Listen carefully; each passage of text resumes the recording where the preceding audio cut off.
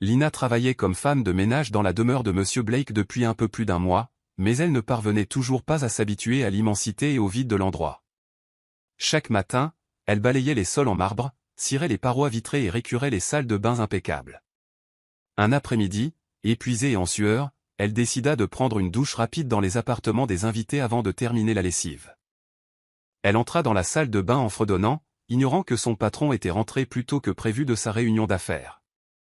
Monsieur Blake, le milliardaire réputé pour son indifférence et sa froideur, traversa le couloir à la recherche de Lina. Il devait lui poser une question au sujet d'un document important qu'il pensait avoir oublié sur la table à linge. Poussant la porte de la chambre d'amis sans frapper, il se figea sur place en voyant Lina debout près de la douche, sur le point d'enlever son uniforme.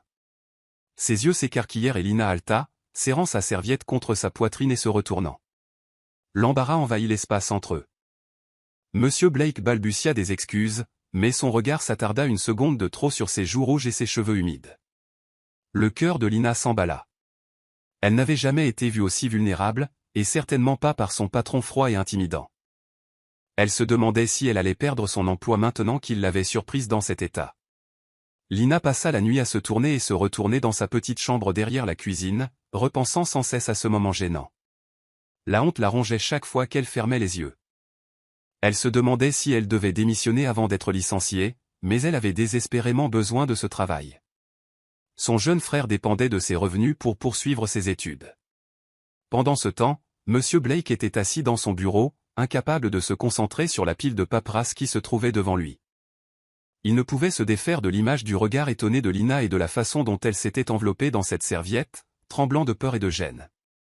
Quelque chose s'éveilla en lui qu'il n'avait pas ressenti depuis longtemps, une chaleur étrange qui attisa sa curiosité envers cette fille qu'il avait à peine remarquée auparavant. Le lendemain matin, Lina essaya de l'éviter. Elle gardait la tête baissée tandis qu'elle faisait la vaisselle et pliait des serviettes propres, espérant qu'il oublierait l'incident. Mais lorsqu'elle se retourna, il se tenait sur le seuil, l'observant avec la même expression indéchiffrable. Ses mains tremblaient tandis qu'elle serrait la serviette qu'elle pliait, attendant qu'il dise quelque chose qui scellerait son destin.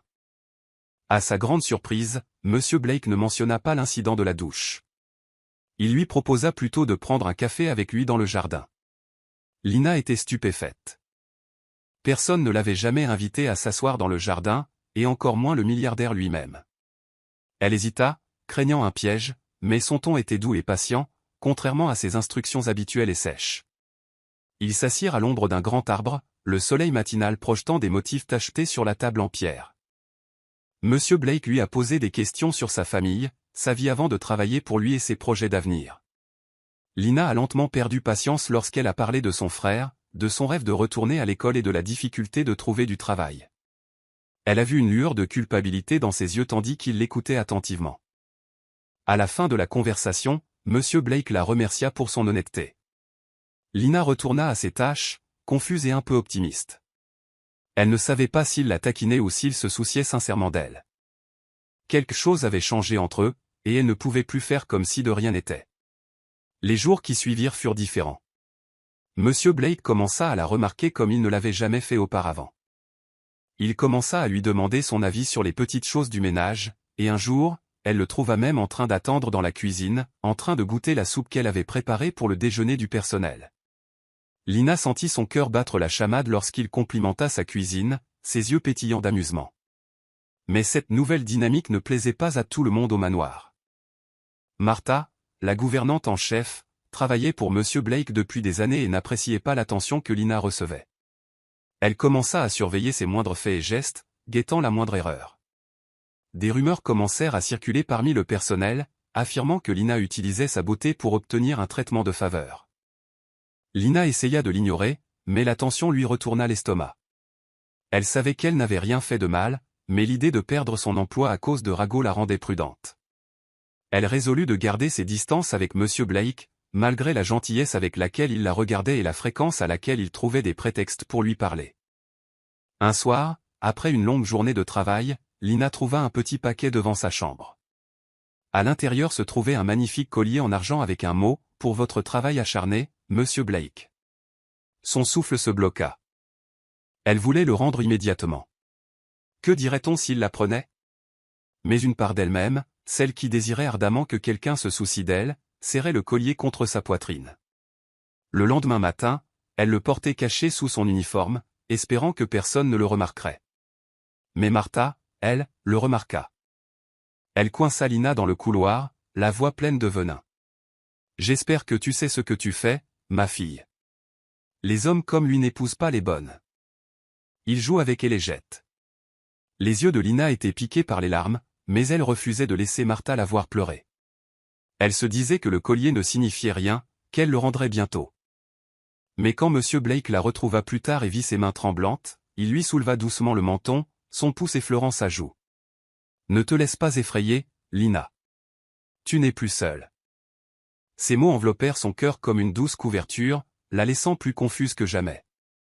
Un après-midi pluvieux, une violente tempête coupa l'électricité dans le manoir. Le personnel se précipita pour allumer des bougies et sécuriser les fenêtres, mais Lina se retrouva seule dans la buanderie sombre, essayant de réparer une fuite d'eau. Elle glissa et tomba, se tordant douloureusement la cheville. Elle essaya de se relever, mais ne put s'appuyer sur son pied. Monsieur Blake, la cherchant pour s'assurer qu'elle était en sécurité, la trouva assise sur le sol froid, tremblante et trempée. Sans hésiter, il la prit dans ses bras. Lina enfouit son visage dans sa poitrine, sentant les battements réguliers de son cœur. Elle sentait son eau de Cologne mêlée à la pluie, et malgré la douleur, ses joues s'empourprèrent. Il la porta jusqu'à son bureau, la pièce la plus chaude de la maison, et lui enveloppa délicatement la cheville. Tandis qu'il lui tenait le pied, elle vit son regard habituellement froid s'adoucir. « Tu n'aurais pas dû être seule, murmura-t-il, presque pour lui-même. Lina se demandait s'il ne parlait pas seulement de la tempête. Après cette nuit-là, M. Blake insista pour que Lina se repose jusqu'à ce que sa cheville soit guérie. Il engagea une femme de ménage supplémentaire pour s'occuper de ses corvées et fit apporter ses repas dans sa chambre. Lina se sentait à la fois reconnaissante et mal à l'aise, enfermée dans sa petite chambre, sans rien d'autre à faire que de penser à la façon dont son regard s'attardait sur elle. Chaque soir, il frappait à sa porte pour prendre de ses nouvelles. Parfois, il parlait pendant des heures, de son enfance, de ses parents absents, de sa solitude malgré toute sa richesse. Lina voyait un côté de lui que personne d'autre ne voyait, le garçon derrière le milliardaire. Elle sentit son cœur s'ouvrir, petit à petit, jusqu'à ce qu'elle réalise qu'elle attendait ses visites avec plus d'impatience qu'elle n'aurait dû. Mais les rumeurs au manoir s'amplifiaient. Martha y veillait. Lina sentait les regards, les rires étouffés à son passage. Elle ne savait pas comment protéger son travail et son cœur en même temps. La frontière entre femme de ménage et autre chose s'estompait dangereusement. Lorsque la cheville de Lina fut enfin guérie, elle reprit le travail avec un mélange de soulagement et d'appréhension. La femme de ménage supplémentaire partit, mais Martha garda l'œil ouvert, guettant une éventuelle chute de Lina. Monsieur Blake s'efforçait de maintenir une attitude normale, mais il ne parvenait pas à cacher la chaleur qui brillait dans ses yeux chaque fois qu'il regardait Lina. L'air entrecrépité d'une vibration qu'aucun d'eux ne pouvait nommer. Un matin, Lina se retrouva à nettoyer son bureau pendant qu'il travaillait à son bureau. Le silence était réconfortant jusqu'à ce que M. Blake lui demande soudain « As-tu déjà pensé à quitter ce travail ?» La question la surprit. Elle laissa tomber le plumeau et se tourna vers lui. « Pourquoi ? Tu veux que je parte ?» demanda-t-elle d'une voix tremblante. Il se leva et traversa la pièce en deux enjambées. « Non, Lina. C'est bien là le problème. Je ne veux pas que tu partes. Je ne peux pas m'empêcher de penser à toi. » Il tenait son visage entre ses mains, cherchant du regard sa permission. Le souffle de Lina se bloqua, son esprit lui hurlant que c'était mal, mais son cœur s'appuyait déjà sur son contact. Le premier baiser eut lieu là, au milieu des livres poussiéreux et des piles de papier. Il était doux, hésitant, comme s'ils testaient tous deux les limites de ce qu'ils étaient autorisés à ressentir. Lorsqu'il se retira, les lèvres de Lina picotèrent et son esprit tournoya. Elle s'éloigna en murmurant « C'est impossible. Je suis ta servante. » Monsieur Blake la regarda, la mâchoire serrée. « Tu n'es pas seulement ma servante, Lina. Tu es la seule à me voir. » Mais elle ne supportait pas son regard. Elle quitta le bureau, le cœur battant, l'esprit partagé entre la peur et un frisson inconnu qui lui retournait l'estomac. Cette nuit-là, Lina resta éveillée, le souvenir de son baiser rejouant dans sa tête.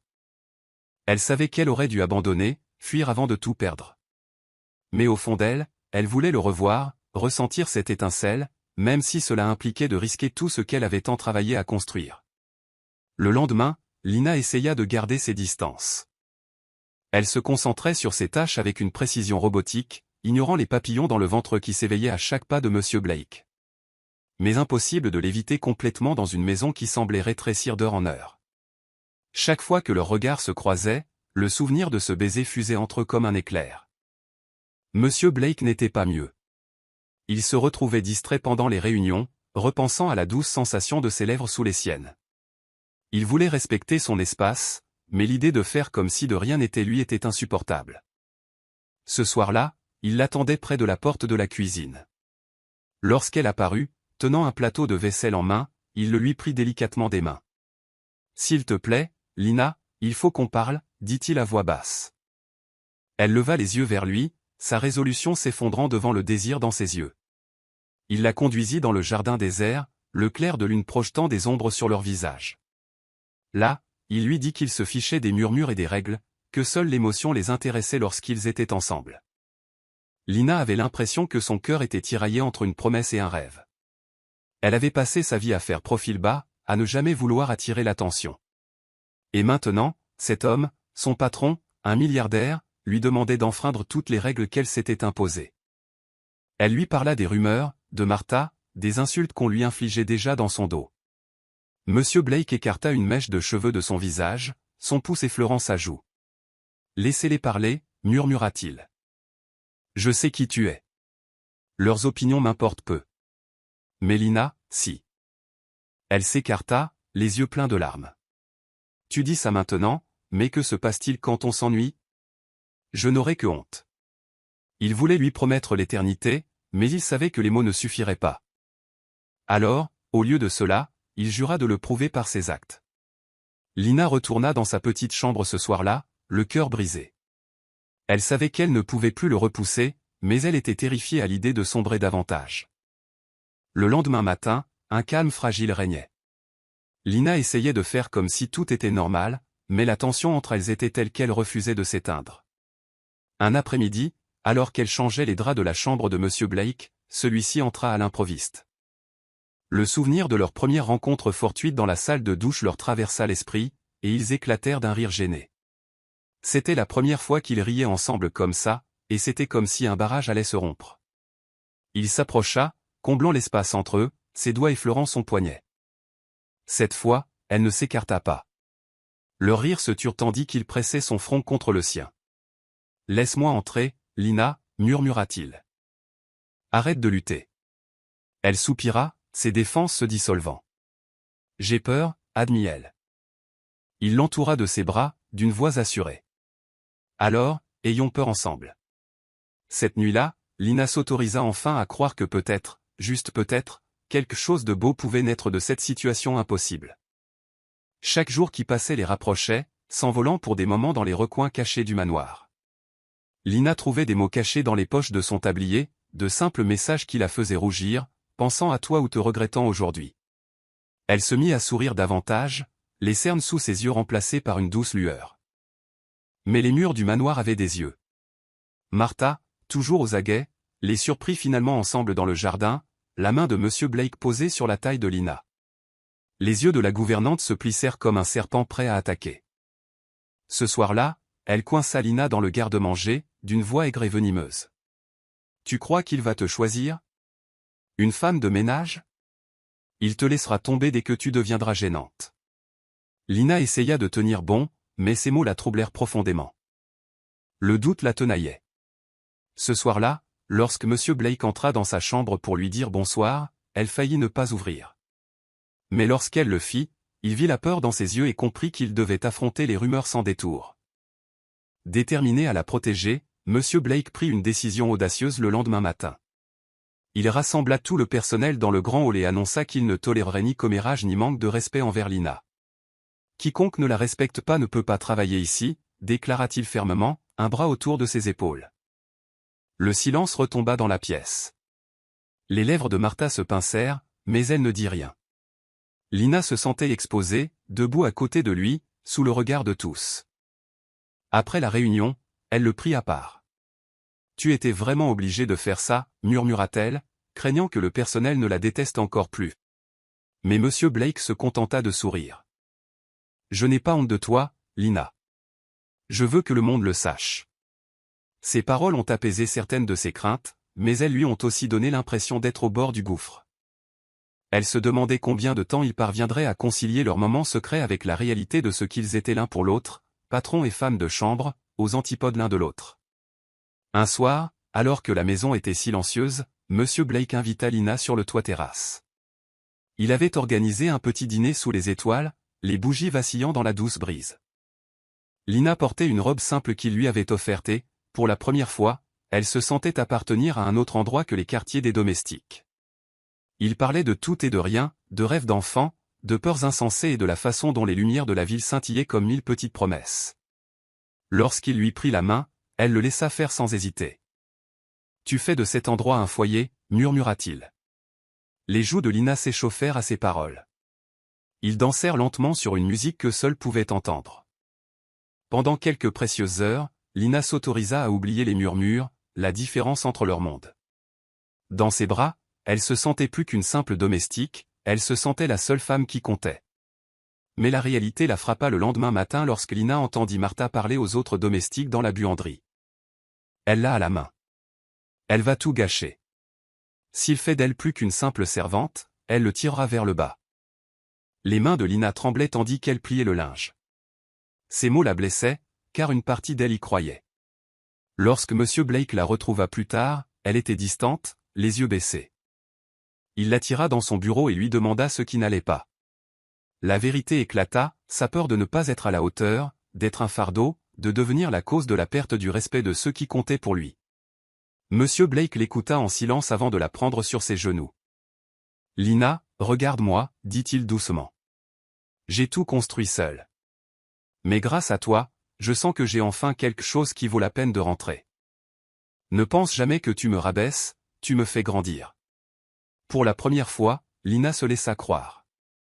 Leur histoire d'amour secrète s'épanouit, mais vivre sous le même toit rendait impossible de la cacher. Les rumeurs ont dépassé le personnel et sont parvenues jusqu'aux associés de Monsieur Blake, qui ont commencé à poser des questions. Un après-midi, un conseiller de confiance a coincé Monsieur Blake dans son bureau, le pressant de reconsidérer sa relation avec Lina. « On va croire que tu as perdu la tête » a-t-il averti. Les yeux de Monsieur Blake brillèrent de colère.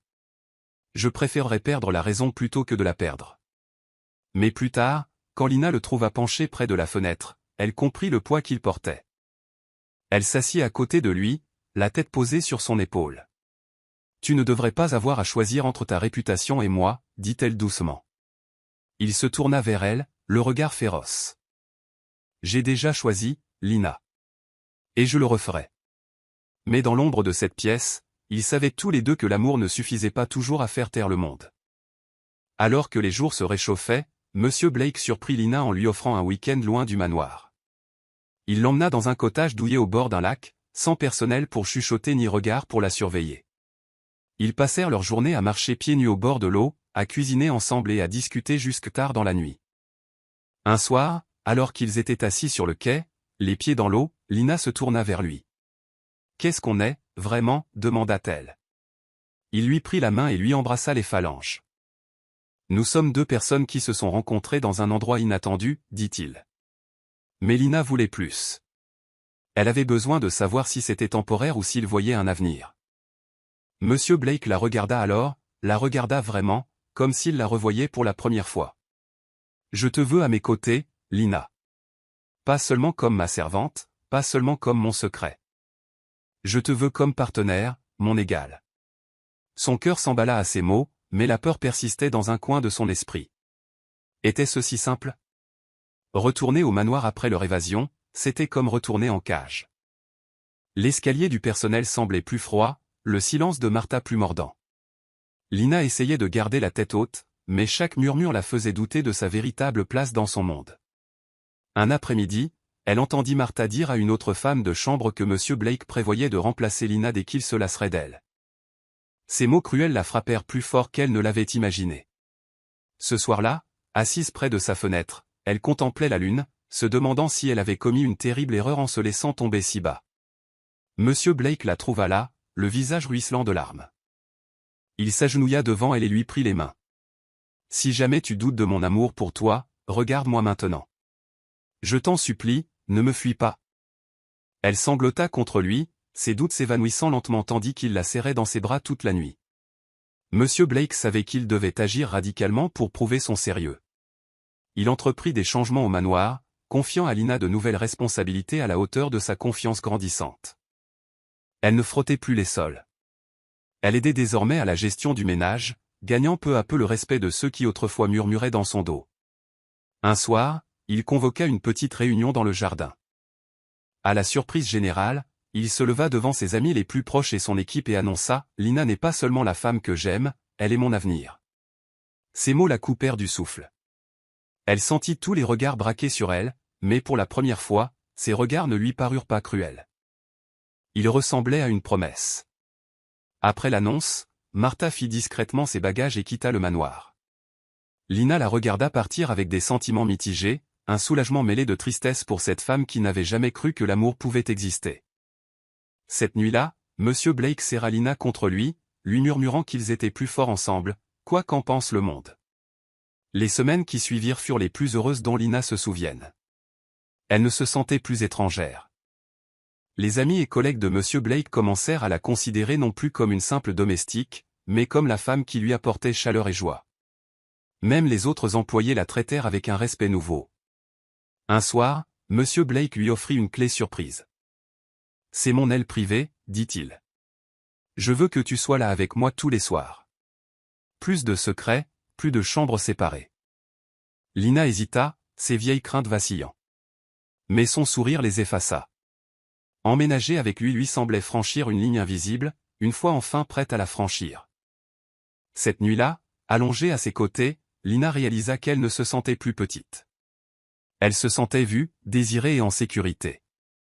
Elle savait que le chemin à parcourir ne serait pas facile, mais pour la première fois, elle croyait que l'amour pouvait être plus fort que les murmures. Bien sûr, la transition ne s'est pas faite sans heurts. Certains anciens amis de Monsieur Blake ont commencé à s'éloigner, gênés par son amour affiché pour une femme qui avait autrefois nettoyé ses sols. Mais Lina, forte de sa force retrouvée, se tenait fièrement à ses côtés à chaque réunion, la tête haute. Ils commencèrent à organiser de petits dîners ensemble, accueillant de nouveaux amis qui appréciaient leur histoire. Lina se rendit compte qu'elle riait davantage, qu'elle s'exprimait davantage, qu'elle ne se retirait plus. Monsieur Blake adorait la voir briller. Cela lui rappela la première fois qu'il avait vu l'étincelle dans ses yeux, l'étincelle qui avait tout changé. Un soir, après le départ de tout le monde, il l'entoura de ses bras dans la cuisine et déposa un baiser dans son cou. « Tu sais comme je suis fier de toi, murmura-t-il. Elle se tourna vers lui, le cœur gonflé. « Non, la taquina-t-elle. Dis-le-moi encore. » Et il le fit, à chaque baiser qui suivit. Mais même l'amour éprouvé par le feu peut être remis à l'épreuve. Un matin, Lina découvrit qu'elle était en retard, des semaines. La panique l'envahit tandis qu'elle fixait le petit test dans ses mains tremblantes. L'idée de donner naissance à un enfant dans ce monde complexe la terrifiait, mais une petite joie secrète s'épanouissait aussi en elle. Elle attendit le dîner pour le lui annoncer. Monsieur Blake l'écouta, stupéfait, avant que son visage ne s'éclaire d'un sourire si large qu'il lui fit mal au cœur. Il la prit dans ses bras et la fit tournoyer dans la cuisine. « Un bébé, Lina. Nous allons avoir un bébé. » Pour la première fois, ils avaient l'impression de s'appartenir véritablement. Mais Lina ne pouvait s'empêcher de s'inquiéter du qu'en dira-t-on. Une femme de ménage, enceinte de l'enfant du milliardaire? Elle se demandait si les rumeurs cesseraient un jour. Mais quand Monsieur Blake embrassa son ventre et lui murmura des promesses, elle sut qu'ils affronteraient la situation ensemble. À mesure que le ventre de Lina grossissait, l'amour qui enveloppait leur petite famille tel un bouclier protecteur grandissait aussi. Monsieur Blake devint farouchement attentionné, refusant de la laisser soulever ne serait-ce qu'une plume. Le personnel, autrefois froid et distant, offrait désormais des sourires chaleureux et une aide attentionnée, conquis par la gentillesse et la force tranquille de Lina. Un après-midi, alors qu'elle pliait des vêtements de bébé dans leur chambre commune, Lina surprit Monsieur Blake en train de la fixer, les yeux embués. « Quoi » demanda-t-elle avec un sourire enjoué. Il s'agenouilla devant elle, pressant son oreille contre son ventre, guettant les légers coups de pied. Je n'arrive pas à croire que c'est réel. Toi, ce bébé, tu m'as donné tout ce qui me manquait sans que je le sache. Le cœur de Lina se gonfla lorsqu'elle passa ses doigts dans ses cheveux. Pendant un instant, peu importait où ils avaient commencé. Peu importait quelle ait été sa servante et lui son patron intouchable. Dans cette pièce, entre les battements de cœur de leur bébé, il n'était que deux personnes qui s'étaient choisies, encore et encore. À l'approche de la date prévue de l'accouchement, Lina ne pouvait s'empêcher de s'inquiéter. Elle ressentait encore la douleur des premières rumeurs et du jugement des autres. Mais un soir, Monsieur Blake l'emmena dans la grande salle, où tout le personnel s'était réuni. Ils avaient organisé une petite fête surprise, décorant la salle de lumière tamisée et de fleurs. La remplaçante de Martha, une gentille dame d'un certain âge nommée Ruth, lui tendit un gâteau et lui dit « Tu as transformé cette maison. Tu lui as redonné vie. » Les larmes montèrent aux yeux de Lina lorsqu'elle réalisa que ceux qui avaient douté d'elle étaient désormais à ses côtés, prêts à accueillir l'enfant qu'elle et Monsieur Blake avaient créé par amour. Plus tard dans la nuit, blottis l'un contre l'autre, Monsieur Blake murmura « Tu vois ? Il t'aime parce que tu es toi, pas à cause de ton titre ou de son absence. » Lina sourit d'un air endormi, ses craintes s'apaisant enfin. Dans cette maison qui lui avait semblé autrefois trop grande et vide, elle avait trouvé sa place. Le bébé arriva par une chaude matinée de printemps, de petits cris emplissant la pièce comme la plus douce musique que Lina ait jamais entendue. Monsieur Blake tenait leur enfant dans ses bras, les yeux brillants de larmes qu'il ne prenait pas la peine de cacher. Lina le regardait, épuisée mais submergée d'amour pour cet homme qui était entré dans sa vie au moment où elle s'y attendait le moins. Il lui prit le bébé dans les bras, lui repoussant les cheveux trempés de sueur du front. « Tu as réussi, mon amour. Regarde ce qu'on a fait, dit-il d'une voix brisée. Lina embrassa le front du bébé, le cœur si plein qu'elle crut qu'il allait éclater. À cet instant, le manoir, qui avait autrefois semblé une cage, devint un sanctuaire, une maison où les murmures se transformaient en rire et la solitude en famille. Lina savait qu'il y aurait toujours des gens pour douter d'eux, mais en regardant Monsieur Blake dans les yeux, elle comprit qu'ils étaient assez forts pour affronter n'importe quelle situation. Les premiers mois furent un tourbillon de nuits blanches, de rires de bébés et de moments de calme où Lina se réveillait et trouvait Monsieur Blake debout au-dessus du berceau, observant leur enfant avec un amour si pur qu'il lui faisait mal à la poitrine. Il devint un père adorable, ne manquant jamais une occasion de changer une couche ou d'apaiser un enfant en pleurs. Un soir, alors qu'ils étaient assis près de la cheminée, le bébé endormi entre eux, Lina posa sa tête sur l'épaule de Monsieur Blake. « Le regrettes-tu parfois » demanda-t-elle doucement. Il se tourna vers elle, les yeux écarquillés d'incrédulité. « Regretter quoi ? T'avoir aimé ? T'avoir choisi ? Jamais. » Elle sourit, les larmes aux yeux. « J'avais tellement peur. De tout perdre. » Il l'embrassa sur la tempe, sa main couvrant la sienne. « Tu n'as rien perdu, Lina. Tu m'as tout donné. » Dans cette douce lueur, entourée de l'amour discret de leur famille grandissante, Lina y a enfin cru. Leur histoire d'amour devint le bourdonnement silencieux du cœur du manoir. Lina n'était plus la femme de ménage qui récurait les sols, elle était la femme qui transformait la maison froide et solitaire en un foyer rempli de rire et de lumière. Le personnel la respectait, non par peur, mais parce qu'ils avaient vu son cœur. Monsieur Blake lui disait souvent à quel point elle l'avait transformé. Il était plus doux, plus patient. Il ne se cachait plus derrière sa richesse et son pouvoir, mais s'autorisait à ressentir vraiment. L'amour tendre de Lina avait brisé les murs qu'il avait érigés pendant des années autour de son cœur. Parfois, tard le soir, il s'asseyait dans le jardin où tout avait commencé. Lina riait en se souvenant du jour où il l'avait surprise sous la douche, le jour qui avait tout changé. Etage M. Blake souriait, la serrait contre lui et murmurait « La pire erreur que j'ai jamais faite. » Leur enfant grandissait, trottant dans les longs couloirs de marbre qui résonnaient autrefois de vide. Lina regardait souvent Monsieur Blake courir après de petits pieds, son rire résonnant dans toute la maison. C'était un son que personne n'aurait pu imaginer lorsqu'il était le milliardaire froid et à peine parlant. Ils passaient des soirées tranquilles ensemble, cuisinant dans la cuisine, riant de la farine renversée et des baisers volés. Ils se fichaient désormais de qui les regardait ou de ce que les autres pensaient. Ils avaient bâti quelque chose de plus fort que les ragots, une famille ancrée dans la confiance et un amour qui avait survécu à toutes les épreuves. Parfois, Lina croisait son reflet et se souvenait de la jeune fille qu'elle était, la bonne qui se cachait derrière une serviette, terrifiée à l'idée de tout perdre. Maintenant, elle se tenait droite, le bras de son mari toujours prêt à la rattraper si elle trébuchait, le rire de leur enfant emplissant les espaces autrefois silencieux. Des années plus tard, le manoir était le témoignage de leur parcours, un lieu où un milliardaire et sa femme de chambre avaient réécrit les règles. Lina se retrouvait souvent sous la douche, là où tout avait commencé, souriant à la pensée qu'un moment inattendu avait changé sa vie à jamais.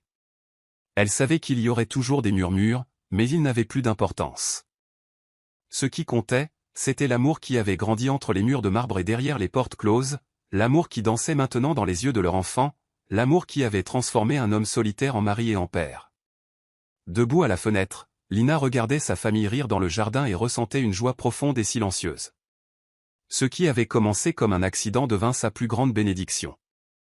Et chaque fois que M. Blake la serrait contre lui en lui murmurant « Pour toujours, Lina », elle savait que c'était vrai. Car parfois, les plus belles histoires commencent quand on s'y attend le moins, comme ce jour où un milliardaire est entré alors que sa femme de chambre s'apprêtait à prendre sa douche, et que tout a basculé à jamais.